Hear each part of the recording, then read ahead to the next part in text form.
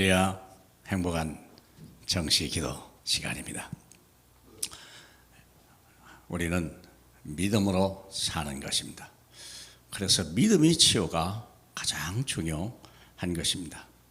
믿음의 치유를 위해서 두 절의 말씀이 있습니다. 로마서 1장 16절, 17절. 이건 마틴 루터가 율법에서 벗어난 놀라운 이야기입니다. 같이 보겠습니다. 내가 복음을 부끄러워하지 아니하노니 이 복음은 모든 믿는 자에게 구원을 주시는 하나님의 능력이 됨이라. 먼저는 유대인에게요 그리고 헬라인에게로다. 복음에는 하나님의 의가 나타나서 믿음으로 믿음에 이르게 하나니 기록된 바 오직 의인은 믿음으로 말미암아 살리라 함과 같으니라. 아멘. 복음이란 말이 무슨 뜻입니까? 단순하게 풀면 복된 소식입니다. 조금 내용으로 들어가면 그분은 왕의 권세로 오셔서 우리의 원수 마귀를 꺾어버린 거예요. 제사장으로 오셔서 우리가 하나님의 말씀을 버린 죄를 다 용서하셔서 우리를 죄와 사망의 법에서 해방하셨습니다.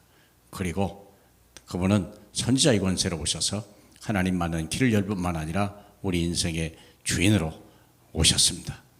그래서 그 사실을 십자가 그 사실을 믿는 거예요. 다 이뤘다고 하신 요한복음 19장 30절에 그 말씀을 우리가 믿는 거예요.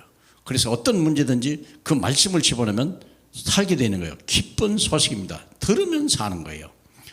얼마나 놀라운 이야기입니까? 자, 그러면 16절에 내가 복음을 부끄러워하지 않으니 복음은 믿는 자에게 구원을 주신다. 그렇습니다.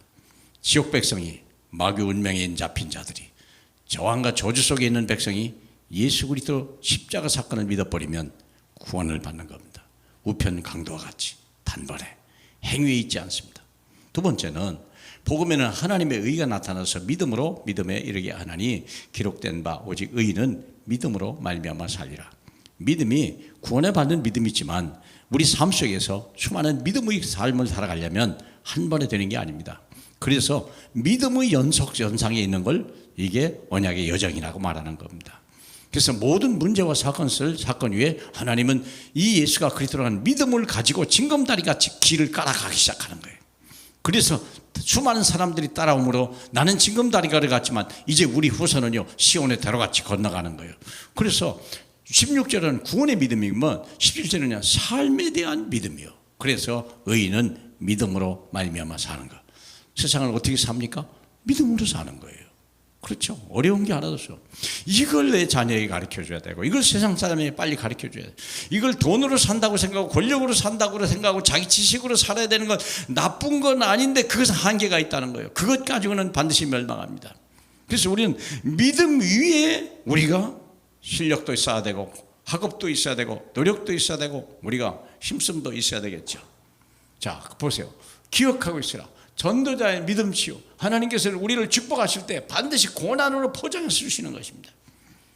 이건 아무나 하지 못하게 하려고, 흉내도 못하게 하려고, 훔쳐가지도 못하게 하려고. 불신자는요 상상이 안 되는 거예요. 오직 고난을, 이걸 누가 좋아합니까? 아무도 싫어하는데 우리는요 믿음과 함께 고난을 받으라 주님은 얘기하거든요. 왜냐하면 그 고난 속에 하나님의 엄청난 축복이 다 감춰져 있는 거예요. 그런데 이 고난을 누구 만이냐? 구원받은 사람만 가능하다는 거예요. 믿음으로 사는 것을 아는 사람에게만 역사하는 거죠. 두 번째, 하나님께서는 우리 위기 속에 집어넣어 버려요. 큰 위기 속에 집어넣습니다. 절대 불가능 속에 집어넣습니까? 그때 하나님은요 큰 믿음을 치유하고 계시는 거예요. 하나님이 여호수아와 갈렙이 그냥 나온 게 아니고 모세가 그냥 나온 게 아니에요. 모세는요 80이 되도록 믿음 치유가 일어난 거예요. 그때 하나님의 역사가 일어나죠. 여호수아는 광야 40년 동안에 출애굽하면 광야 40년 동안에 그는 믿음이 치유가 된 사람이고 마침내 해와 달과 별을 세우는 놀라운 일을 이루죠.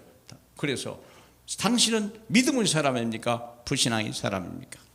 문제를 만나고 위기를 만날 때 믿음을 가지고 대합니까? 아니면 인간의 생각을 앞섭니까? 5천 명을 먹일 때 하나님은 빌립은 계산했잖아요. 안드레는 계산하지 않았습니다. 믿음의 계산법을 가지고 갔습니다. 그렇기 때문에 5천 명이 먹고도 남은 거예요. 계산했단 말은 내 능력을 체험한 거예요. 돈이 얼마나, 나는 돈 없는데. 믿음을 계산하시길 바랍니다.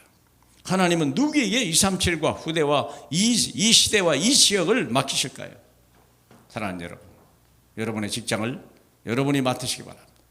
여러분의 후대를 여러분이 맡으시기 바랍니다. 여러분의 믿음으로 나가는 것을 보면 돼요. 뭐 대단한 역사가 아니에요. 삶의 방법이 다르고 목적이 다르고 우리가 지향하는 방향이 다르다. 그게 사람들이 보게 되는 것입니다.